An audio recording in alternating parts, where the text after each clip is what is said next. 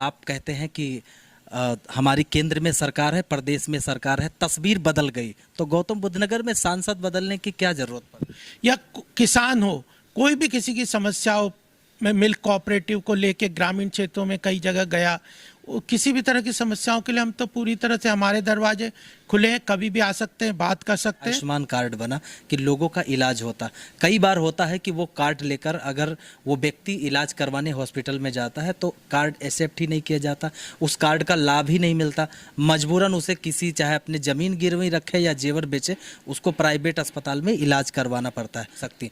लेकिन कई ऐसी घटनाएं प्रकाश में आती हैं जहाँ पर चुनौती हो जाती है, कई ऐसी घटनाएं आती हैं जहाँ पर जो नशीले पदार्थ हैं वो बहुत बड़ी मात्रा में जिले में पकड़े जाते हैं। देश ने आज माना है कि लॉ एंड ऑर्डर, कानून व्यवस्था को बिना किसी भेदभाव के, पक्ष विपक्ष के, मजबूती से योगी जी ने उत्तर प्रदेश में लागू किया है। जेवर एयरपोर्ट बन रहा है और फिल्म सिटी बन रही है। गौतम बुद्ध नगर के जो युवा हैं उनको सपने दिखाए जा रहे हैं कि आपको रोजगार मिलेगा। युवा समझ ही नहीं पा रहा है कि रोजगार हमें कैसे मिलेगा। अब यहाँ पे पहले 2 मोबाइल फैक्ट्री थी पूरे उत्तर प्रदेश में, आज 200 से ऊपर मोबाइल फैक्ट्रियां हैं। ऑटोमोबाइल इंडस्ट्री यहाँ पे कितनी तेजी से बढ़ रही है। इंफ्रास्ट्रक्चर डेवलपमेंट गौतम बुद्ध नगर का अगर आप देखेंगे तो सड़कों का निर्माण हो रहा है, दादरी में मल्टी नोडल ट्रांसपोर्टेशन हब है। नमस्कार, स्वागत है आप सभी का एनडी न्यूज में। मैं हूं संजय सिंह चौहान। लोकसभा चुनाव की चुनावी सरगर्मियां और इसी बीच हमारे साथ बातचीत करने के लिए राष्ट्रीय प्रवक्ता गोपाल कृष्ण अग्रवाल जी हैं। गोपाल कृष्ण अग्रवाल के बारे में आपको बता दूं कि सन 2000 से ये राजनीति में रहे और राजनीति की एक ही पार्टी रही, भारतीय जनता पार्टी, इसलिए भारतीय जनता पार्टी के मजबूत सिपाही भी हैं। कई जिम्मेदार पदों पर रहे और मौजूदा अभी ये राष्ट्रीय प्रवक्ता हैं भारतीय जनता पार्टी के। और इसी में एक चीज और ऐड हो गई, क्योंकि गौतम बुद्ध नगर लोकसभा क्षेत्र से चुनाव लड़ने की तैयारी भी कर रहे हैं।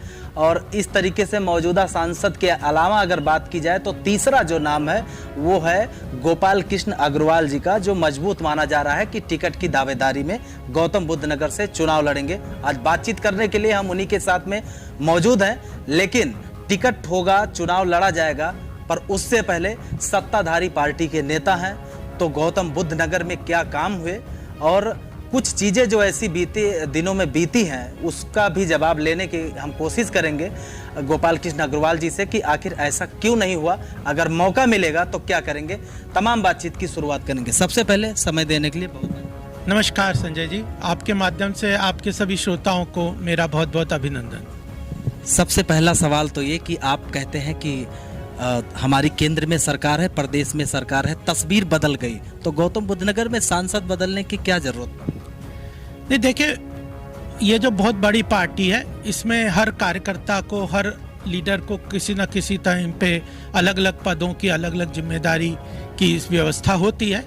कभी कोई इलेक्शन लड़ता है, कभी कोई संगठन में आता है, कोई संगठन के लोग इलेक्शन लड़ते हैं, तो यह व्यापक पार्टी है और इसी तरह के बदलाव कई बार होते हैं और उसमें उसी के आधार पे कुछ चीज़ें तय होती हैं। आने वाले समय में क्या लोकप्रियता है, कितनी पार्टी के साथ जुड़े हुए हैं, कितने पार्टी के कार्यक्रमों को जनता तक पहुंचाया, जनता का कितना उनके प्रति सम्मान और उनके प्रति प्रेम और स्नेह, ये सब बातों को कंसिडर करके पार्टी निर्णय लेती है, जो भी निर्णय लेगी। बायोडाटा इस बार क्या तैयार हो गया? केंद्रीय कार्यालय तक जाने वाला है, इस बार मजबूत मानी जाएगी आपकी दावेदारी, क्योंकि आप पहले भी दावेदारी कर चुके हैं? नहीं, देखिए, इस तरह से कोई दावेदारी करने का कोई पार्टी में ऐसा कोई उस तरह का प्रावधान वैसा नहीं है कि कोई एप्लीकेशन दे रहे हैं या कोई बायोडाटा दे रहे हैं। हम पार्टी के संगठन के कार्यकर्ता हैं, राष्ट्रीय प्रवक्ता हैं, केंद्र में हर वक्त सन 2000 से काम कर रहे हैं अलग अलग पदों पे। तो और इस हर व्यक्ति को, हर राजनेता को पार्टी के ये आवश्यक है कि वो कोई ना कोई कॉन्स्टिट्यूएंसी के साथ अपने आप को उसको कार्य क्षेत्र के रूप में अपनाए, उसको नर्चर करे, उसके अंदर काम करे। और पार्टी का तो एक बहुत बड़ा आजकल प्रकल्प भी चल रहा है, शुरू से चलता आया, मेरा बूथ सबसे मजबूत। तो मैं गौतम बुद्ध नगर में सन 1990 से रह रहा हूँ और यहाँ पे पहले राष्ट्रीय स्वयंसेवक के विभिन्न संगठनों में काम करता रहा और 2000 से पार्टी के राष्ट्रीय कलापों में, केंद्र में काम करता रहा। उत्तर प्रदेश के जो प्रदेश कार्यकारिणी है उसका भी सदस्य हूँ। तो मेरा गौतम बुद्ध नगर कार्य क्षेत्र रहा है, ये कॉन्स्टिट्यूंसी को हमने शुरू से नर्चर किया है, तो इसीलिए यहाँ पे हमारा कार्य करने का आने वाले समय में भी इच्छा है। आप सेक्टर में रहते हैं, लेकिन लोकसभा क्षेत्र में गांव भी लागू होते हैं कि यहाँ के भी मतदाता लोकसभा क्षेत्र में वोट करेंगे। अगर टिकट होता है तो जो गौतम बुद्ध नगर के जो गांव हैं इनको कैसे कवर करेंगे? नहीं, देखिए, जैसे आपने कहा 2014 में मैंने युवा सशक्तिकरण एवं विकास यात्रा निकाली थी और करीब बहुत सारे गांव में गौतम बुद्ध नगर के, चाहे दादरी क्षेत्र हो, जेवर हो, खुर्जा हो, सिकंदराबाद हो, इनके ग्रामीण क्षेत्रों में, रबुपुरा हो, इनके क्षेत्रों में पूरे 2-2, 3-3 दिन की कंटिन्यूसली पद यात्रा के रूप में निकाली थी। तब 2014 में जबकि अपोजिशन की यहाँ पे सरकार थी, उसके बाद भी चाहे किसानों का मुद्दा हो, पानी का लेके मुद्दा हो, और भी विभिन्न मुद्दों में, चाहे गौतम बुद्ध नगर में या कहीं भी जाना हो, मैं जाता हूँ, कार्यक्रमों में जाता हूँ, शादी में जाता हूँ, अन्य सुख दुख में लोगों के हिस्सेदारी पूरी तरह से हम निभाते हैं। तो इस क्षेत्र से सभी लोगों से जुड़े हुए, कोई शहर या गांव, ग्रामीण, ऐसा कोई अलग कोई बाइफर्केशन ऐसा नहीं है। आपने किसानों का जिक्र किया, तो किसानों का आलम इस जिले में ये है कि कम से कम 4 जगहों पे धरना चल रहा है और अपने बच्चे और परिवार के साथ जो किसान परिवार हैं धरने पे बैठे हैं। उनका कहना है कि पार्टी से जुड़ा कोई भी व्यक्ति हमसे बातचीत करने के लिए नहीं आता, और अगर कभी हुआ भी होगा तो ये हमारी बातचीत शीर्ष नेतृत्व तक नहीं जाती। ये जो अथॉरिटी और किसानों के बीच की जो लड़ाई है, ये रास्ता कैसे साफ होगा? और अगर नहीं साफ होगा तो ये भी कहा जा रहा है कि भारतीय जनता पार्टी का जो भी कैंडिडेट गौतम बुद्ध नगर लोकसभा क्षेत्र से चुनावी मैदान में होगा, बड़ा नुकसान होगा पार्टी। देखिए, किसानों का ये मुद्दा जटिल है, उनकी कुछ मांगे हैं जो कि कुछ का जायज़ हैं, कुछ उनमें लगता है कि जायज़ नहीं भी है। वो कोर्ट में भी गए हैं, अथॉरिटी के साथ भी कई बार चर्चा की है, मैं भी उनके बीच में, उनके मीटिंग्स में, उनके धरने प्रदर्शन में भी पहले भागीदारी लिए। हमारे दरवाजे खुले, कभी भी बातचीत राजनेता के रूप में इस क्षेत्र में काम करने वाले, चाहे वो होम बायर्स हों, चाहे एसोसिएशंस के, मल्टी स्टोरी एसोसिएशंस के लोग हों, या किसान हो, कोई भी किसी की समस्या हो, मैं मिल्क कोऑपरेटिव को लेके ग्रामीण क्षेत्रों में कई जगह गया, किसी भी तरह की समस्याओं के लिए हम तो पूरी तरह से, हमारे दरवाजे खुले हैं, कभी भी आ सकते हैं, बात कर सकते हैं, और पूरी तरह से उनके मुद्दों को, हर मुद्दे को लेके हम केंद्र सरकार के पास, प्रदेश सरकार के पास, और मजबूती के साथ उनकी बातों को रखने के लिए हरदम तैयार है। जिले में होम बायर्स के जो मुद्दे हैं वो भी बरकरार हैं। कई जगहों पर ऐसा हुआ, लोगों ने पैसे इन्वेस्ट किए, उनको फ्लैट नहीं मिले, आज भी वो दर बदर की ठोकरें खा रहे हैं। ये सिस्टम सब कुछ नोएडा में हुआ है और यहाँ पर आपके पार्टी की सरकार है, क्या कहेंगे इस पर? ये कैसे समस्या सुलझेगी? देखिए, पहले भी मैंने होम बायर्स के मुद्दे को उठाया था और मुझे लगा था उस वक्त 2016-17 में इंसॉल्वेंसी बैंक्रप्सी कोड लेके सरकार आई थी और उसके अंदर इनका सॉल्यूशन हो जाएगा, और मैं गवर्नमेंट की एक कंपनी में नॉमिनी भी हूँ IBC की, तो हमने कमिटी ऑफ क्रेडिटर्स में इनको डलवा दिया था, एक महत्वपूर्ण इनके पास अधिकार आ गया था। लेकिन अब भी, इस बार भी जिस तरह से है, जब हमें लगा कि यह मुद्दा बहुत महत्वपूर्ण है, यहाँ पे लगभग रेरा के वेबसाइट में ऐसा है कि लगभग 1,60,000 मकानों का इस तरह की यहाँ पे इस क्षेत्र के लोगों की समस्या है और काफ़ी जटिल समस्या है।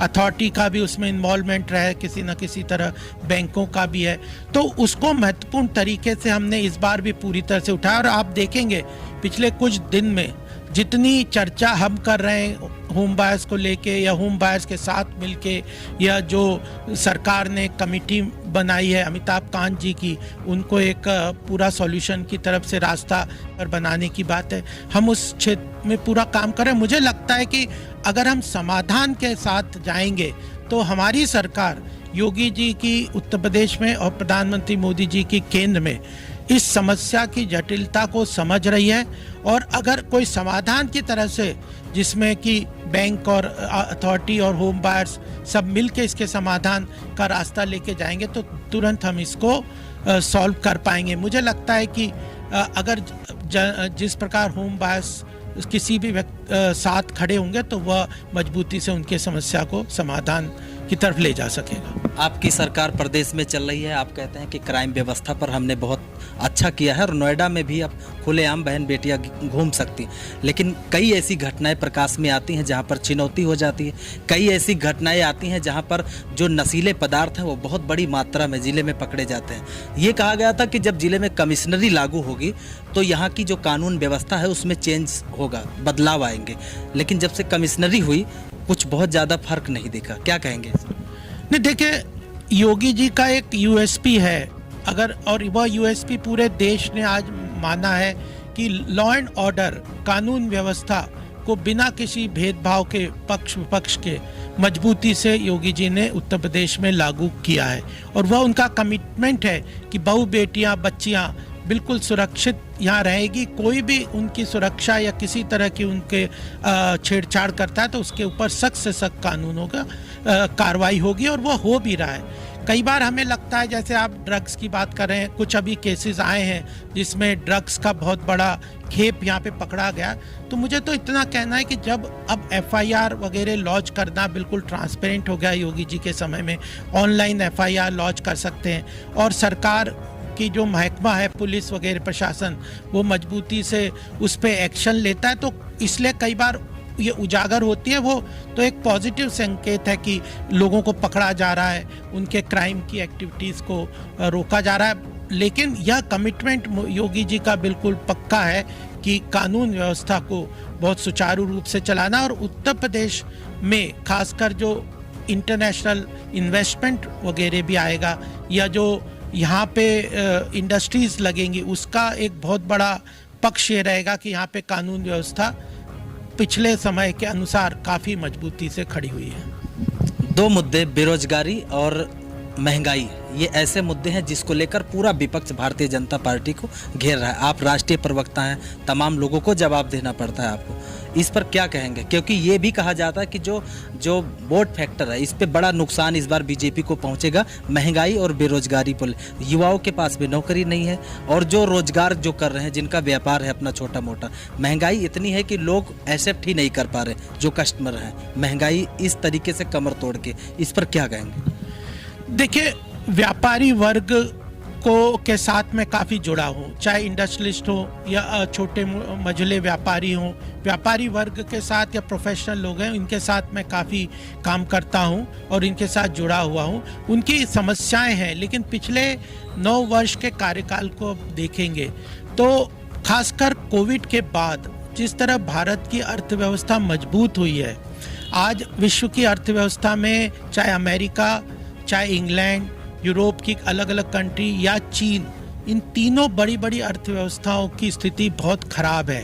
महंगाई दर बहुत ज़्यादा है, उनके वहाँ पे रिसेशन, मंदी की मार पड़ रही है, और लॉकडाउन के कारण, कई तरह का बजटीय घाटे के कारण उनकी अर्थव्यवस्था वापस पटरी पे नहीं उतर पाई है। लेकिन भारत की अर्थव्यवस्था आदरणीय मोदी जी के नेतृत्व में कोविड के बाद विश्व की सबसे तेज गति से बढ़ती हुई अर्थव्यवस्था बन गई है, और इसमें हम लोग भारतीय जनता पार्टी, क्योंकि मैं आर्थिक विषय भी देखता हूँ, व्यापारी वर्ग को और बिजनेस कम्युनिटी को, इंडस्ट्रियलिस्ट को राष्ट्र निर्माण में हिस्सेदार, सहयोगी पार्टनर मानते हैं, और हम यह जानते हैं कि अर्थव्यवस्था मजबूत हुए बगैर कोई भी देश प्रगति नहीं कर सकता।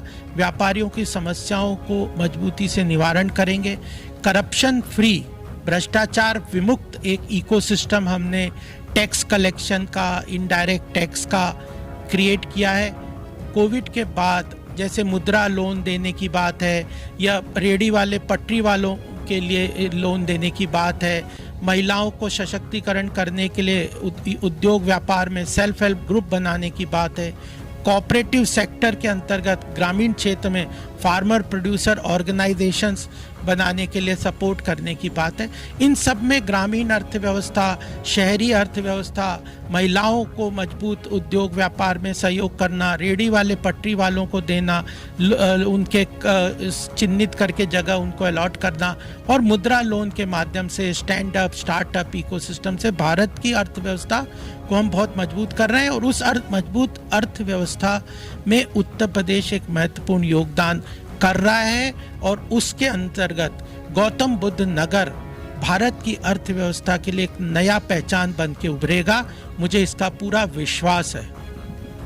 जेवर एयरपोर्ट बन रहा है और फिल्म सिटी बन रही है। गौतम बुद्ध नगर के जो युवा हैं उनको सपने दिखाए जा रहे हैं कि आपको रोजगार मिलेगा। युवा समझ ही नहीं पा रहा है कि रोजगार हमें कैसे मिलेगा, क्योंकि हर बार किसी भी मंच से या चुनाव के समय दो चीज़ों का जिक्र अक्सर किया जाता है कि ज़िले में फिल्म सिटी बन रही है और एयरपोर्ट बन रहा है, इसमें रोजगार निकलेगा। युवा ये जानना चाहता है कि हमें रोजगार हम इसमें पाएंगे कैसे, क्योंकि बड़ी तादाद में जो यहाँ के ग्रामीण के जो बच्चे हैं वो उनके पास डिग्री तो है पर नौकरी नहीं है। इस पर क्या? देखिए, कहीं ना कहीं ये चीज़ लोगों को, युवाओं को मैं बताने का प्रयास भी करता हूँ, समझाने का प्रयास करता हूँ कि एंटरप्रेन्योरशिप और सेल्फ एम्प्लॉयमेंट के अंतर्गत वो काम करेंगे तो बहुत सारी अपॉर्चुनिटीज सरकार ने क्रिएट किए हैं स्वरोजगार की। अब यहाँ पे पहले 2 मोबाइल फैक्ट्री थी पूरे उत्तर प्रदेश में, आज 200 से ऊपर मोबाइल फैक्ट्रियां हैं। ऑटोमोबाइल इंडस्ट्री यहाँ पे कितनी तेजी से बढ़ रही है। इंफ्रास्ट्रक्चर डेवलपमेंट गौतम बुद्ध नगर का अगर आप देखेंगे तो सड़कों का निर्माण हो रहा है। दादरी में मल्टी नोडल ट्रांसपोर्टेशन हब है, वो जो डिफेंस कॉरिडोर यहाँ से गुजर के जाएगा, फ्रेट कॉरिडोर यहाँ से जाएगा, जेवर एयरपोर्ट है। तो ये जो इंफ्रास्ट्रक्चर डेवलपमेंट होगा, यहाँ पे इंडस्ट्रियलाइजेशन होगा, यहाँ पे जो एजुकेशन के हिसाब से यहाँ पे बड़े सारे इंस्टीट्यूट हैं, तो यहाँ गौतम बुद्ध नगर फाइनेंशियल हब के रूप में भी उभर के आ सकता है। इंटरनेशनल आर्बिट्रेशन के रूप में भी यहाँ पे पूरा पोटेंशियल है, जिसके अंतर्गत योगी जी ने अपनी सहमति दे दी है। तो फाइनेंशियल सेक्टर, आर्बिट्रेशन मैकेनिज्म के अंतर्गत इंफ्रास्ट्रक्चर डेवलपमेंट, मैन्युफैक्चरिंग सेक्टर को मजबूत करना, ऑटोमोबाइल इंडस्ट्री को बढ़ाना, टेक्सटाइल इंडस्ट्री का हब गौतम बुद्ध नगर बन रहा है। तो मुझे लगता है कि अगर कोई व्यक्ति बिजनेस, फाइनेंस और आर्थिक विषयों को समझने वाला अगर इन चीज़ों को आगे लेके जाएगा तो गौतम बुद्ध नगर के विकास के लिए और खासकर उत्तर प्रदेश के विकास के लिए वह बहुत बड़ा योगदान इस क्षेत्र का आगे आने वाले समय में बढ़ा सकता है। गौतम बुद्ध नगर की जो टीम है पूरी, ये कहा जा रहा है कि तालमेल कुछ ठीक नहीं है। अगर कोई गोपाल कृष्ण अग्रवाल जी के साथ में फोटो खिंचाकर कार्यकर्ता सोशल मीडिया पर डालता है तो दूसरे जो व्यक्ति हैं नाराज हो जाते हैं। अब अगर दूसरे के साथ डालता है तो तीसरे नाराज होते हैं। उस कार्यकर्ता को समझ में नहीं आता है कि हम किसके सपोर्टर हैं। अगर हमारे ऊपर कोई अगर मुसीबत आई तो कौन नेता हमारे साथ खड़ा होगा। ये कार्यकर्ताओं की मजबूरी बन गई, सामान्य कार्यकर्ता का। ये तालमेल कैसे ठीक होगा, और अगर नहीं ठीक होगा तो पार्टी के अंदर खाने से तो नुकसान भी हो सकता है। देखिए, पार्टी संगठन का प्रोटोकॉल बहुत मजबूती से निभाने के लिए अध्यक्ष की जिम्मेदारी रखती है, और मुझे लगता है कि अध्यक्ष इस बात को ध्यान में रखते हुए पूरा काम करते हैं। अगर किसी कार्यकर्ता को इंडिविजुअली लगता है कि कोई उसके साथ ज्यादती हुई है, कोई हो तो कर सकते हैं। जो संगठन का एक प्रोटोकॉल है, पद का एक विशेष महत्व है, उस पद के अनुसार सबको अपने काम करना है। अगर नड्डा साहब भी आते हैं, टिफिन कार्यक्रम में यहाँ आते हैं तो कार्यकर्ताओं के साथ बैठ के भोजन करते हैं, चर्चा करते हैं। जितने भी कार्यक्रम होते हैं उसमें एक प्रोटोकॉल के अंतर्गत होता है, संगठन के हिसाब से होता है। और कोई individual like dislike Bharatiya Janata party के संगठन में मुझे नहीं लगता कि वह बहुत आगे तक उस चीज़ के साथ कोई जा सकता है, कोई नेता हो चाहे कोई किसी भी पद पे हो। कई बार आपके कार्यकर्ता, जो पार्टी के कार्यकर्ता होते हैं, उन पे खुद के मामले हो जाते हैं, खुद के मामले ही वो नहीं सुलझा पाते। ऐसे में जो पार्टी जिनके साथ जुड़े होते हैं वो भी हाथ खींच लेते हैं। इससे कार्यकर्ता का मनोबल टूटता है, और मनोबल टूटा तो वोट का नुकसान। ये लगता है आपको कि ऐसी कमजोरियां हैं क्या सुलझाने की, या कुछ इस पे मेहनत करने की जरूरत? देखिए, कार्यकर्ताओं को कई बार को किसी बात का अगर कुछ लगता है, कुछ कमी लगती है, तो वह अभी जैसे मैंने बताया आपको कि टिफिन पे चर्चा वरिष्ठ कार्यकर्ताओं के साथ राष्ट्रीय अध्यक्ष बैठे थे।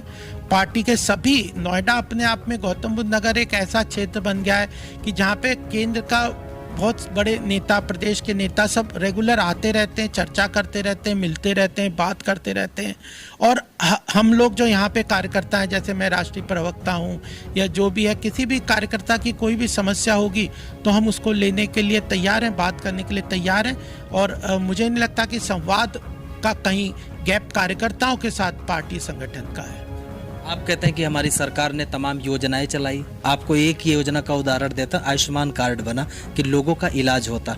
कई बार होता है कि वो कार्ड लेकर अगर वो व्यक्ति इलाज करवाने हॉस्पिटल में जाता है तो कार्ड एक्सेप्ट ही नहीं किया जाता, उस कार्ड का लाभ ही नहीं मिलता, मजबूरन उसे किसी चाहे अपनी ज़मीन गिरवी रखे या जेवर बेचे, उसको प्राइवेट अस्पताल में इलाज करवाना पड़ता है।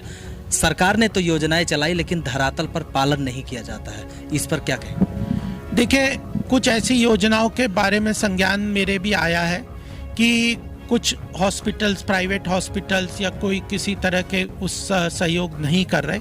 तो इस चीज़ों को प्रधानमंत्री मोदी जी ने भी ये कहा है, हर पदाधिकारी को कहा है कि अपने अपने क्षेत्र में जाके किसी न किसी तरह इस बात को ध्यान में रखें कि जो एलिजिबल, जिनकी पात्रता है किसी सरकारी योजना के लाभार्थी के रूप में, वो और उनको उस योजना का लाभ नहीं मिल रहा, तो उन लोगों को उनके साथ कनेक्ट करके उनकी समस्याओं को सुने और उन समस्याओं का निराकरण करने का प्रयास करें और केंद्र में, प्रदेश में सरकारों को बताएं कि उन गैप्स कहाँ पे है। और इसीलिए आप देखिए कि पिछली 60 साल की स्वतंत्रता के बाद और हमारे 9 साल के कार्यकाल में जन कल्याणकारी योजनाओं का अगर पेनिट्रेशन देखेंगे, रीच देखेंगे, तो वह कई गुना बढ़ गया है। अगर जो मुद्रा योजना है या जो उज्ज्वला योजना है या हर घर जल योजना है, इनकी अगर नंबर देखेंगे, प्रधानमंत्री आवास योजना है या जो स्वच्छ भारत अभियान है, जनधन अकाउंट है, इनमें नंबर ऑफ बेनिफिशियरीज पिछले के मुकाबले इन 9 वर्ष में कई गुना बढ़ गए हैं।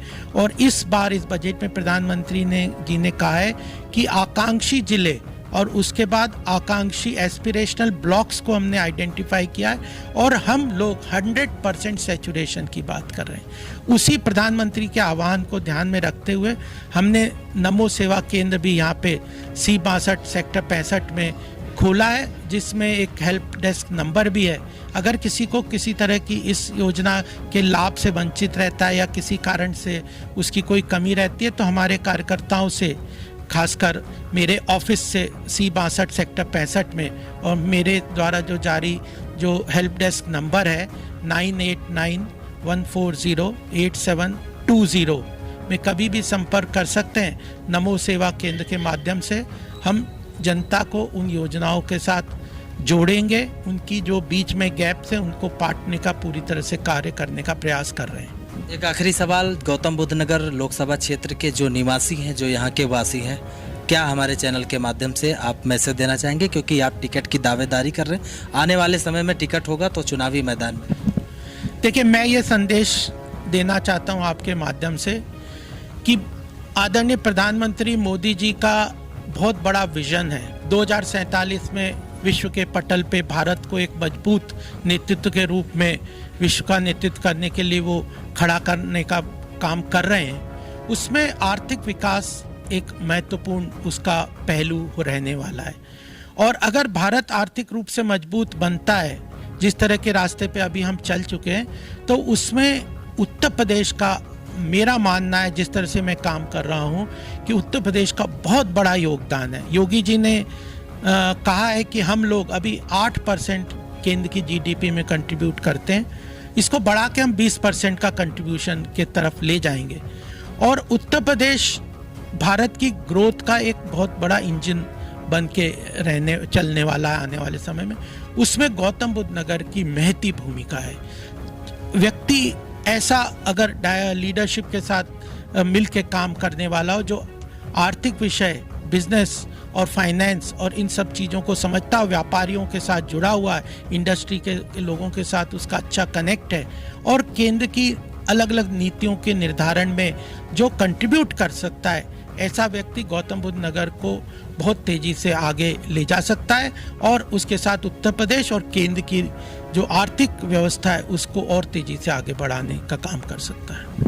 तो गोपाल कृष्ण अग्रवाल जी, राष्ट्रीय प्रवक्ता भारतीय जनता पार्टी के गौतम बुद्ध नगर लोकसभा क्षेत्र से टिकट भी मांग रहे हैं और चुनाव लड़ने की इनकी मंशा है। पहले भी तैयारी थी। वर्ष 2000 से भारतीय जनता पार्टी के सिपाही हैं, RSS में भी पहले रहे और छात्र संघ के जब छात्र नेता थे तो इमरजेंसी के समय इनको जेल भी जाना पड़ा और अब चुनावी मैदान में भी आने की इच्छा है। व्यापारिक वर्ग से आते हैं तो व्यापारियों की जिले भर के जो हैं व्यापारी वर्ग के लोग, उनकी क्या अपेक्षाएं हैं, इस पर भी हम तमाम बातचीत भी दिखाएंगे, आप तक पहुंचाएंगे मैसेज। लेकिन जो गोपाल कृष्ण अग्रवाल जी हैं, इन्होंने टिकट की दावेदारी की है। इससे जो गौतम बुद्ध नगर का जो सियासी घमासान है, क्या रूप लेगा और क्या रंग लेगा, इस पर भी तमाम चर्चा होगी। अपने कैमरा पर्सन के साथ संजय सिंह चौहान, एनडी न्यूज, नोएडा।